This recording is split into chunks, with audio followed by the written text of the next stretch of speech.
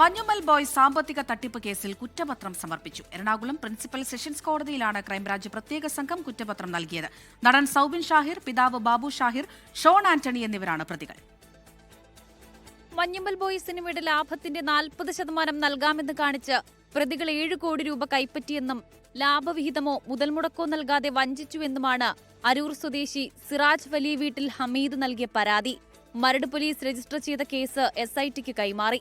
7 മാസത്തെ അന്വേഷണത്തിനൊടുവിലാണ് 3000 പേജുള്ള കുറ്റപത്രം നൽകിയത്.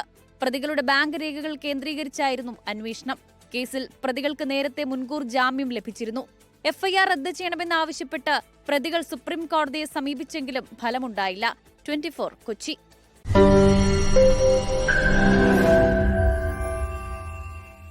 ലോകത്തെവിടെയായാലും ഏത് സമയത്തും 24 വാർത്തകളും ഓഗ്മെന്റഡ് റിയാലിറ്റി പാക്കേജുകളും എക്സ്പ്ലെയിനറുകളും വിശദമായി കാണാൻ ഞങ്ങളുടെ YouTube ചാനൽ നിങ്ങൾക്ക് സബ്സ്ക്രൈബ് ചെയ്യാം.